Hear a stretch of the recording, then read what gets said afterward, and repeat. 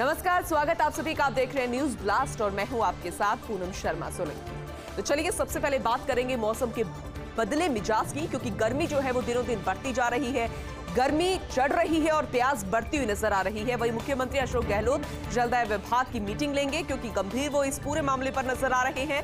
गर्मी के मद्देनजर पेयजल व्यवस्था को लेकर मीटिंग ली जाएगी। मंत्री डॉक्टर महेश जोशी, रमेश मीना व भंवर सिंह भाटी इस दौरान मौजूद रहेंगे। सीएस उषा शर्मा, सुबोध अग्रवाल, सुधांश पंत, अखिल अरोड़ा मौजूद रहेंगे।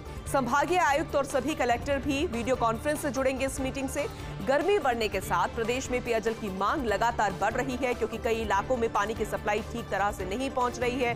पानी की कमी की वजह से गर्मी और ज्यादा सता रही है लोगों को। इस वजह से मुख्यमंत्री अशोक गहलोत पूरे मामले पर गंभीरता दिखा रहे हैं और अब जलदाय विभाग की मीटिंग ली जाएगी।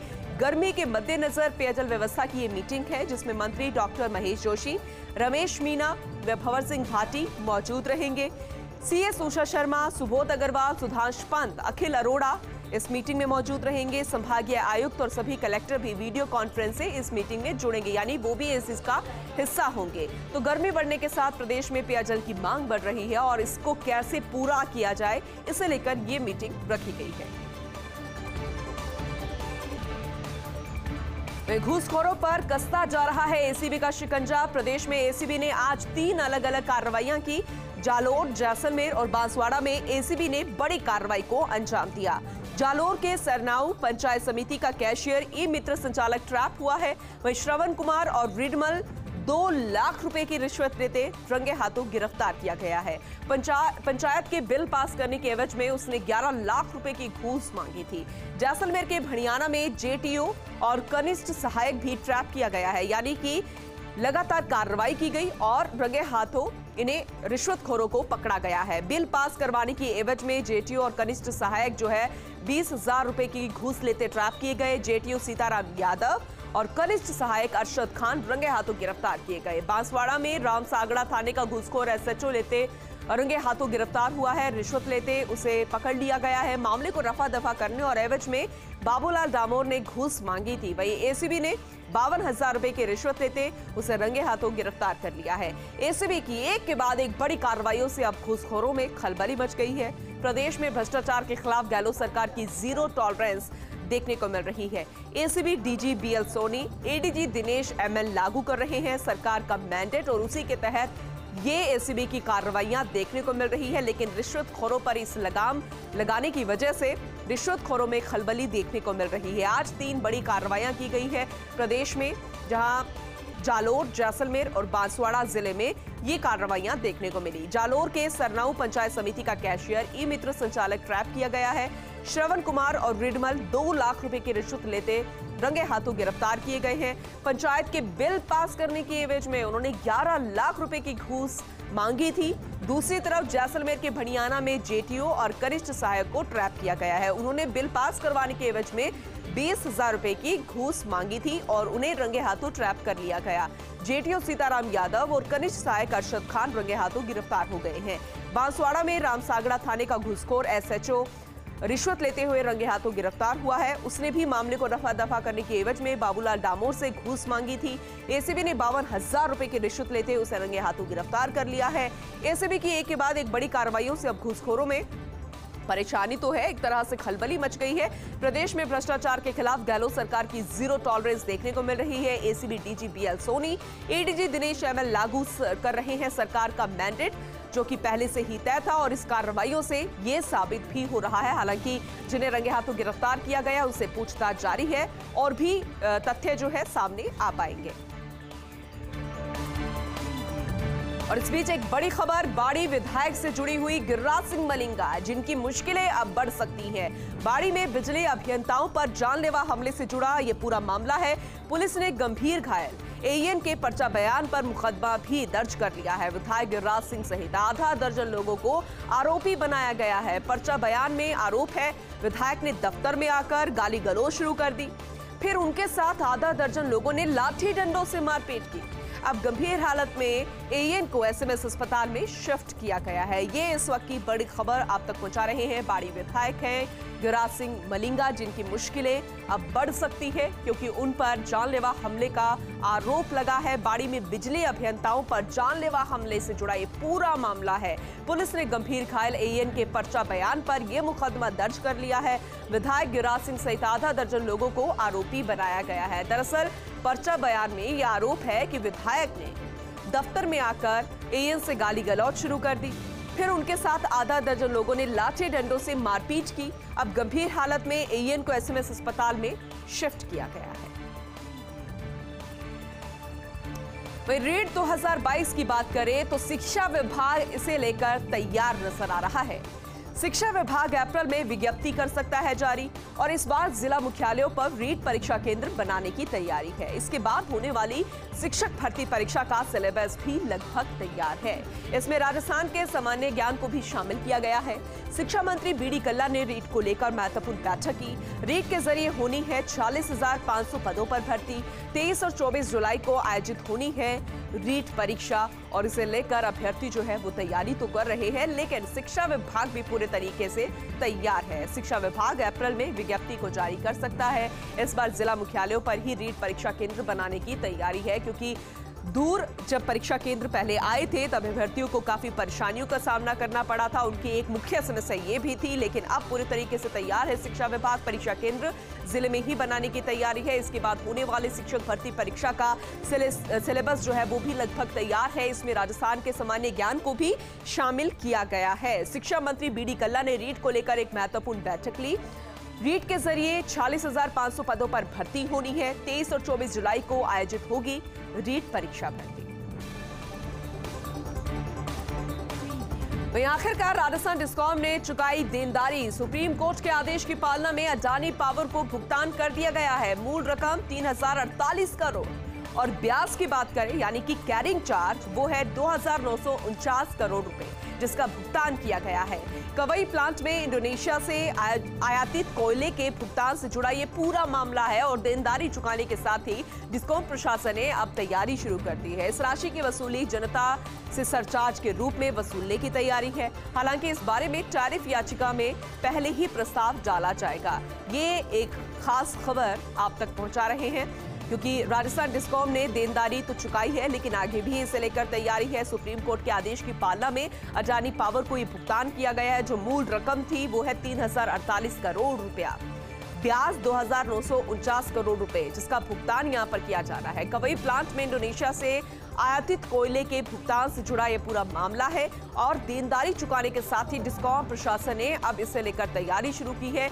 लेकिन इसमें यह खास बात है कि इस राशि की वसूली जनता से सरचार्ज के रूप में वसूलने की तैयारी है। हालांकि इस बारे में टैरिफ याचिका में पहले प्रस्ताव डाला जाएगा। राजस्थान स्थापना दिवस कल है और पूर्व संध्या पर राज्यपाल कलराज मिश्र ने प्रदेशवासियों को शुभकामनाएं दी है। राज्यपाल ने अपने शुभकामना संदेश में कहा कि राजस्थान भौगोलिक, सांस्कृतिक और स्थापत्य की विविधता से अत्यंत समृद्ध है। यहाँ की भूमि भक्ति और शक्ति का एक ऐसा अनूठा संगम है जिसके कण कण में त्याग, तपस्या, वीरता और बलिदान की गाथाएं समाहित है। राज्यपाल ने प्रदेशवासियों से आह्वान किया सद्भाव की संस्कृति को सहेजने और विकास में सभी की भागीदारी सुनिश्चित करने का आह्वान किया है ताकि प्रदेश निरंतर विकास की ओर अग्रसर होता रहे। कल यानी कि 30 तारीख को राजस्थान दिवस मनाया जाएगा। राजस्थान स्थापना दिवस है। 73 साल का राजस्थान हो जाएगा। पूर्व संध्या पर राज्यपाल कलराज मिश्र ने प्रदेशवासियों को शुभकामनाएं दी है। राज्यपाल ने अपने शुभकामनाएं संदेश में कहा कि राजस्थान भौगोलिक, सांस्कृतिक और स्थापत्य की विविधता से अत्यंत समृद्ध है और इसीलिए ये राजस्थान के अलग अलग जिलों के लोगों को ही नहीं, राजस्थान के बाहर के जो प्रदेश है उनको ही नहीं, विदेश भर से जो लोग आते हैं उनको अपनी ओर आकर्षित करता है। यहाँ की भूमि भक्ति और शक्ति का एक ऐसा अनूठा संगम है जिसके कण कण में त्याग, तपस्या, वीरता और बलिदान की गाथाएं समाहित हैं जो आज भी गाई जाती है। हर किसी युवा नौजवान को वो गाथाएं जो है मूल जुबानी याद है। राज्यपाल ने प्रदेशवासियों से आह्वान किया है कि सद्भाव की संस्कृति को सहेजने और विकास में सभी की भागीदारी सुनिश्चित करने का आह्वान है ताकि प्रदेश निरंतर विकास की ओर आगे बढ़ता रहे। रणथंभौर नेशनल पार्क से एक खुशखबरी जल्द ही मिल सकती है। बाघिन T8 के शावकों को जन्म देने की संभावना बताई जा रही है। रणथंभौर टाइगर रिजर्व की ROPT रेंज के जोन 6 पर यह संभावना है। बाघिन T8 के शावकों को जन्म देने की संभावना जताई जा रही है, क्योंकि बाघिन D8 को लगातार ट्रैक किया जा रहा है और उसके बाद ये जानकारी मिल पाएगी। आज सुबह की पारी में बाघिन T8 लाडली, जिसका नाम है, पर्यटकों को उसके दीदार भी हुए थे। बाघिन का पर्यटकों ने वीडियो कैप्चर भी किया और इस वीडियो में बाघिन की शारीरिक संरचना व चाल में देखने को बदलाव मिला है, जिसे जानकारी मिली है और इसी के चलते बाघिन के शावक को जन्म देने की संभावना जताई जा रही है। हालांकि वन विभाग ने इसकी आधिकारिक पुष्टि तो नहीं की है। फिलहाल वन विभाग द्वारा बाघिन की मॉनिटरिंग जरूर बढ़ा दी गई है ताकि उसकी सुरक्षा को लेकर एहतियात बरती जाए। लेकिन कुछ भी हो, रणथंभौर नेशनल पार्क में बाघिन का कुनबा जो है वो और ज्यादा बढ़ सकता है और ये वाकई खुशखबरी है। बाघिन T8, जिसका नाम लाडली है, वो शावकों को जन्म दे सकती है, ये संभावना अभी है। रणथंभौर टाइगर रिजर्व की ROPT रेंज के जोन 6 पर यह संभावना है। बाघिन T8 के शावकों को जन्म देने की ये संभावना है और ये संभावना है एक वीडियो को देखकर, उसकी शारीरिक संरचना को देखकर ये जानकारी जुटाई जा रही है, क्योंकि आज सुबह की पारी में बाघिन T8 लाडली के पर्यटकों को दीदार हुए थे। कुछ पर्यटक जो है वो रणथंभौर पहुंचे थे, उन्होंने अपने कैमरे में एक वीडियो कैद किया जिसमें बाघिन T8 जो है वो नजर आई और उस वीडियो में उसकी शारीरिक संरचना और चाल में कुछ बदलाव देखने को मिला और इसी के चलते बाघिन के शावक को जन्म देने की संभावना जताई जा रही है। हालांकि वन विभाग ने कोई आधिकारिक पुष्टि तो नहीं की, लेकिन वन विभाग द्वारा बाघिन की मॉनिटरिंग को और ज्यादा बढ़ा दिया गया है। डॉक्टर अशोक पनगड़िया के नाम पर मरणोपरांत सम्मान दिया गया है। इंडियन अकेडमी ऑफ न्यूरोलॉजी ने इसका ऐलान किया है। हर साल दिया जाएगा doctor Ashok Panagariya research scholar award. इसके लिए भारत के प्रतिभाशाली न्यूरोलॉजिस्ट का चयन किया जाएगा। चयन समिति के फैसले के आधार पर यह सम्मान दिया जाएगा।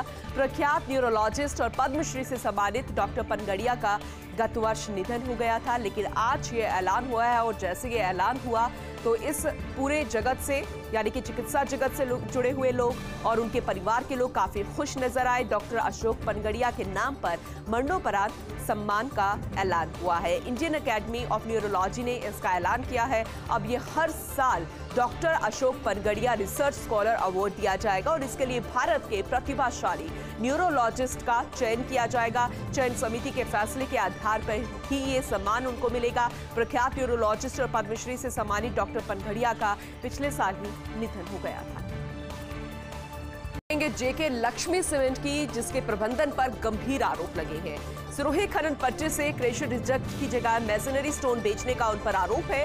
1.5 लाख टन क्रेशर रिजेक्ट की उन्होंने खान विभाग से STP ली थी, जबकि 5 लाख टन मैसनरी स्टोन का निर्गमन करने का आरोप उन पर है। बिना अनुमति स्क्रीन रिजेक्ट पर L&T कंपनी को निर्गमित किए जाने की शिकायत है। साल 2014-15 व 2015-16 के मामले में खान विभाग ने चुप्पी साध रखी थी, जबकि कंपनी को इस कारगुजारी से सरकार को करोड़ों रुपए का नुकसान पहुंचा है। अब पूरे मामले में RTI एक्टिविस्ट महावीर सिंह तंवर ने खान मंत्री प्रमोद जैन भाया को शिकायत दी है। मंत्री भाया ने पूरे मामले में ACS डॉक्टर सुबोध अग्रवाल को जांच के निर्देश दिए हैं। उधर 5 दिन के बाद भी जेके लक्ष्मी सीमेंट से इस पूरे मामले में कोई अधिकृत प्रतिक्रिया नहीं मिली, यानी कि उनकी तरफ से कोई इस तरीके का रिएक्शन ही नहीं आया। अब उक्त मामले में कंपनी का खनन पट्टा तक निरस्त किया जा सकता है। लेकिन सवाल ये कि आखिर किसका है राजनीतिक संरक्षण जेके लक्ष्मी सीमेंट पर? आखिर किसने दी है जेके लक्ष्मी सीमेंट को करोड़ों रुपए की चोरी की छूट? क्योंकि जिस तरीके से उनका रिएक्शन है वो बिल्कुल अभी नॉर्मल है। ऐसे में यही सवाल लगातार खड़ा हो रहा है कि आखिर किस तरीके का राजनीतिक संरक्षण उनको मिला है,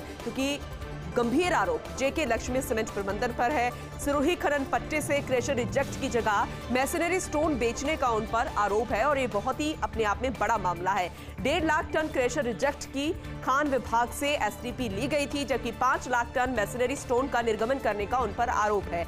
बिना अनुमति स्क्रीन रिजेक्ट L&T कंपनी को भी निर्गमित किए जाने की शिकायत उन पर है। साल 2015-16 व 2015-16 और 14-15 में भी मामले में खान विभाग ने चुप्पी साध रखी थी।